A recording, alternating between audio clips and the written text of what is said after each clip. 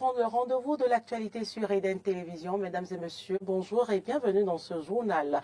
Au sommaire, audience au cabinet du président de l'Assemblée nationale. Une délégation du groupe de presse international ITV a été reçue par le président Louis Vlavonou. La célébration des 10 ans d'existence des deux médias Eden TV et Diaspora FM a été au cœur des échanges.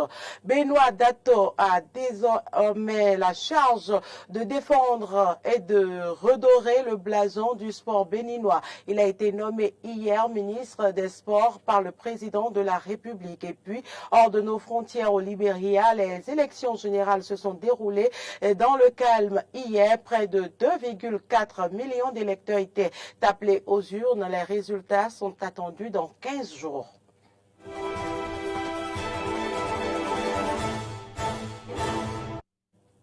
Merci pour l'attention. Je le disais à l'entame de cette édition, une délégation du groupe de presse international ITV a été reçue en audience au cabinet du président de l'Assemblée nationale à Porto Novo. Une rencontre qui s'inscrit dans le cadre de la célébration des 10 ans d'existence des deux médias, Eden TV et Diaspora FM. Maury Arnaud Agua pour le compte rendu.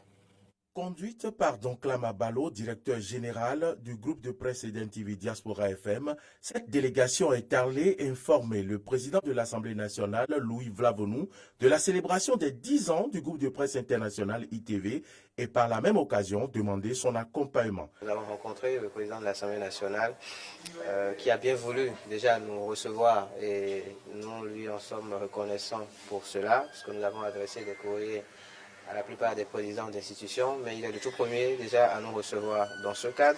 Les célébrations vont se tenir du 24 au 26 novembre prochain.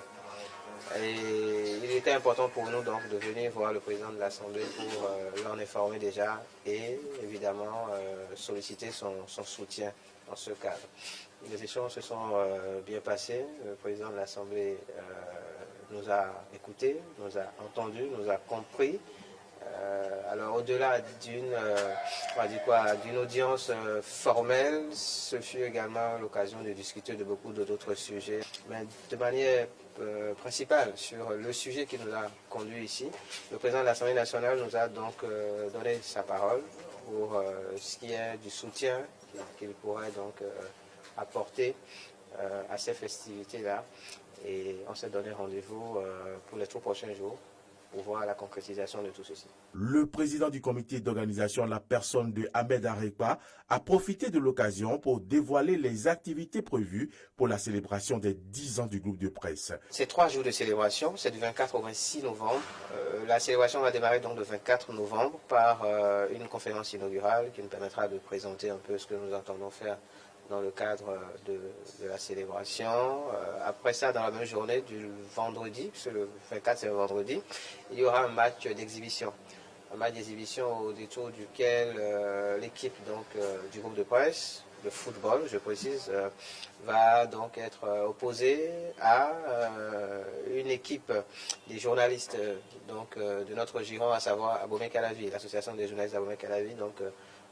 L'équipe de la maison sera opposée à cette équipe-là, évidemment, pour se challenger. Et tout ça, c'est ça dans le cadre de ces festivités-là.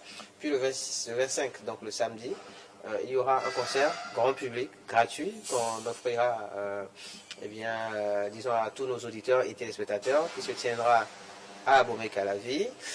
Puis le dimanche, pour finir, la 3e journée, le 26 novembre notamment, il y aura une messe d'action de grâce en matinée. Je précise qu'il y aura d'autres prières par rapport aux autres confessions religieuses qui seront demandées dans ce cadre. Et dans l'après-midi du dimanche 26 novembre, donc, on finira par un pique-nique. Tous les partenaires sont donc appelés à se joindre à l'organisation pour des festivités réussies.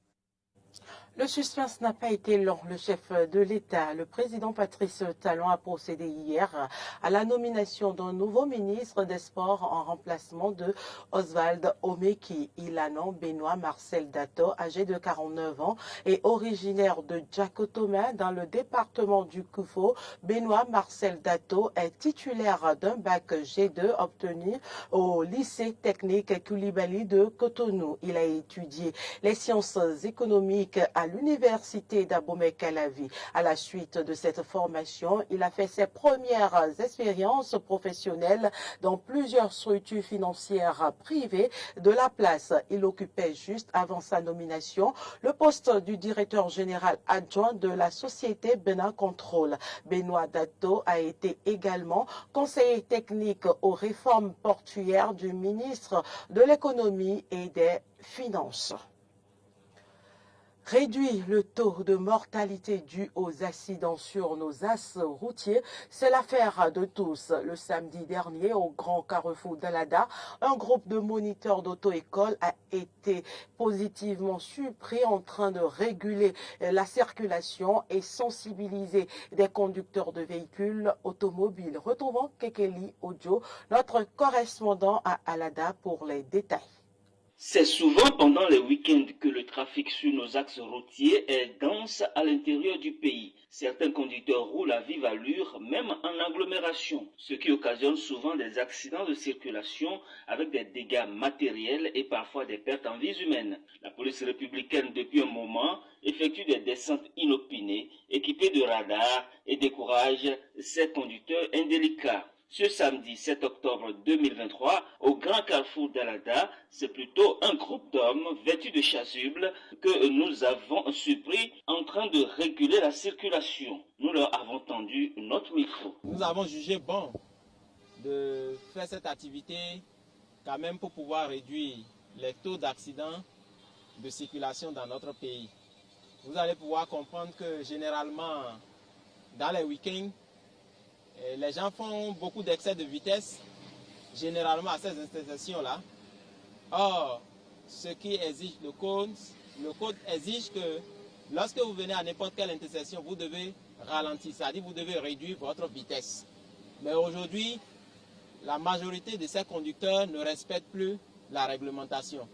Donc, on a jugé bon venir calmer un peu les ardeurs, casser un peu les allures et réguler la circulation centrale, la circulation au niveau de l'intersection centrale d'Alada. On a mené une activité qui concerne un peu la régulation de la circulation dans le grand carrefour de la commune d'Alada. Effectivement. Parce qu'il a été constaté que c'est une intersection très sensible. Et quand les usagers veulent aborder cette intersection, ils rentrent dans cette intersection avec une grande vitesse, une allure qui n'est pas du tout tolérée. Donc on a régulé un peu et pour faire un peu ralentir ces usagers qui abordent cette intersection-là. Et effectivement, on a vu que ça a eu son effet. Les effets ont été immédiats et les éléments de la police républicaine, qui n'étaient pas loin, ont apprécié, ajoutent les membres de l'association des auto-écoles agréées de l'Atlantique. Vivement que de pareilles activités se multiplient dans tout le pays. Alada, Kekeli Ojo. Des populations des villages de Serro-Kondi, Tokpa Aïzor, Tokpa Monontan, Tojonoukouin et Povidi, j'y arrive, dans la commune de Grand Popo, sont en colère contre une décision des autorités départementales prise dans le secteur de l'éducation. Selon les informations, le transfert des élèves et des classes de la seconde et première A du CEG à Povidi au CEG à Djara serait à l'origine du mécontentement des manifestants. Or, la décision a été prise après une séance de travail entre les élus locaux, les responsables de la direction départementale de l'enseignement secondaire le 4 octobre dernier, ce qui suppose a priori qu'il ne devrait pas avoir de problème à propos, mais elle est mal appréciée par les populations des 5 villages. Pour exprimer leur désapprobation, élèves et parents d'élèves ont manifesté au CEG Povidi. Les parents d'élèves estiment que la décision est porteuse de difficultés qui pourraient entraver le cours normal de l'année chez les apprenants concernés. Réalisé il y a un peu plus d'une dizaine d'années, l'état actuel du pont de Djonou, situé à Godomain, dans la commune d'Abomey-Calavi, inquiète les usagers de la route. Un triste constat qu'il dénonce dans ce reportage de Arthur Rouendo. Situé à Godomain, dans la commune d'Abomey-Calavi, le pont de Djonou présente des signes de dégradation. Des fissures et crevasses s'observent sur le bitume. À cela s'ajoute l'état trop exigu de l'infrastructure. Tout ceci inquiète les usagers. Il y a des fissures sur le pont, ce n'est pas bon. Lorsque vous êtes à moto, à ce niveau précis, lorsque vous arrivez à ce niveau, ça vibre, le guidon vibre en fait. Donc je pense que ça gêne en réalité celui qui conduit juste à ce niveau. Et puis, je pense que le gouvernement va devoir faire quelque chose pour faciliter la circulation à ce niveau. C'est pas une bonne chose. Il faut vite que le gouvernement ou les autorités de la région pensent à faire quelque chose. À part qu'il conseille la vigilance en circulation à ce niveau, il demande un geste rapide des autorités en charge des transports pour la réhabilitation du pont. Ils n'ont qu'à faire beaucoup attention. Ici c'est le Bénin, ils n'ont qu'à faire beaucoup attention par rapport aux états de la route. Ils n'ont qu'à rouler doucement parce qu'on dit qu'il va lentement, va sûrement. Aux usagers, je dirais que il faut qu'il y ait la vigilance. Oui, il faut qu'il y ait la vigilance. Et puis aux autorités, j'exhorte aux autorités de réagir aussi un peu plus vite. Puisque l'État est comme ça maintenant il y a un peu longtemps. Comme on le dit, on ne sait jamais, donc le mal peut arriver à tout moment. Vivement qu'une solution soit trouvée dans les tout prochains jours, car l'état actuel de la voie constitue un grand risque pour les motocyclistes, les véhicules et surtout les gros porteurs qui transportent des marchandises du port de Cotonou vers les pays de l'Interland. Actualité en dehors du Bénin au Libéria, les élections générales se sont déroulées dans le calme hier. Près de 2,4 millions d'électeurs étaient appelés aux urnes. Les résultats sont attendus dans 15 jours. Pourtant, George Weah cherche à se faire réélire pour un second mandat. 19 autres candidats sont en lice à ses côtés. Le principal rival de l'ancien footballeur est Joseph Boakai, 78 ans, qui a été vice-président du Libéria de 2006 à 2018. Le président élu en tandem avec son vice-président pour un mandat de 6 ans. Les résultats définitifs seront annoncés par la commission électorale dans les 15 prochains jours. Les élections législatives, dont 46 partis sont en lice, permettront quant à elles de réélire la Chambre des représentants et la moitié du Sénat. Écoutons l'avis des habitants. Nous voulons qu'il fasse quelque chose pour notre quartier. Nous avons des problèmes avec l'eau. Il n'y a pas d'électricité, pas d'eau et l'évacuation des eaux dès qu'il y a une petite pluie. Toutes nos maisons sont remplies d'eau. Donc si Weah reste au pouvoir, nous voulons qu'il nous aide à résoudre ces problèmes. En particulier l'évacuation des eaux parce que quand il pleut, elles se répandent partout et s'infiltrent dans les maisons. Ce n'est pas normal parce que la population du 4e district dépasse les 100 000 habitants. Nous avons donc besoin de moins une école secondaire publique si on ne peut pas en avoir 2, voire même 3. Mais jusqu'à présent, nous n'en avons aucune. La seule école publique dans notre district est l'école Marvisoni et elle ne va que jusqu'à la 9e année. Je pense que le président Weah, après avoir accédé au pouvoir, s'est retrouvé face à de nombreux défis. Nous avons ensuite été confrontés au coronavirus. Le virus était là depuis 2 ans. En 4 ans, le président a donc fait des progrès perceptibles. De toute ma vie, depuis que je suis née, ce que le président Weah a fait pour ce pays, aucun président ne l'avait jamais fait auparavant. Le conflit entre Israël et combattants du Hamas palestinien s'intensifie. Le dernier bilan fait état de 900 morts parmi les Israéliens et 800 parmi les Palestiniens. Les frappes se poursuivent sur le territoire palestinien en réponse à l'attaque du Hamas débutée ce week-end. Le quartier de Rimal à Gaza a été la cible de tirs intenses de la part des troupes israéliennes. Le quartier a été pratiquement détruit, ne laissant que ruines et gravats. 2 journalistes palestiniens auraient été tués lors d'une frappe aérienne sur la zone. Aucune information sur d'autres victimes n'a été confirmée à ce stade. Israël a également coupé l'approvisionnement en nourriture, en eau, en électricité et en carburant de la bande de Gaza. Cette mesure aura sans doute de lourdes conséquences pour les 2 millions d'habitants de la région.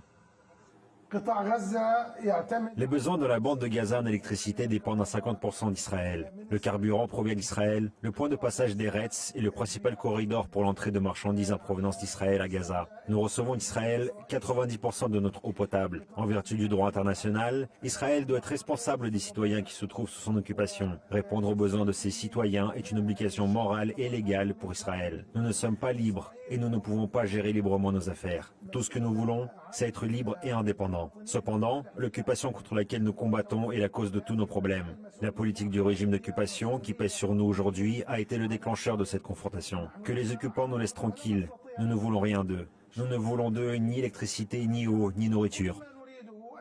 Israël intensifie ses frappes sur Gaza. Les vidéos diffusées par Tsahal montrent des tirs massifs de missiles qui laissent des bâtiments complètement détruits. Selon l'armée israélienne, les mosquées ont été ciblées en raison de renseignements sur la présence d'armes et de postes de commandement du Hamas dans les prémices. Le porte-parole de l'armée israélienne, Avia Idrei, nous a dit qu'Israël continuerait d'intensifier les frappes en réponse aux crimes commis par le Hamas.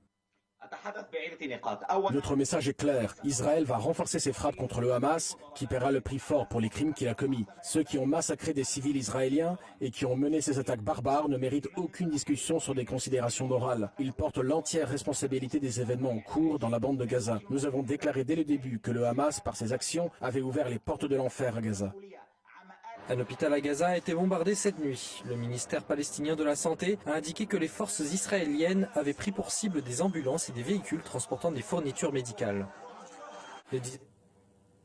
Fin de ce journal, merci pour l'attention. Les informations se poursuivent sur nos différentes plateformes. À très bientôt.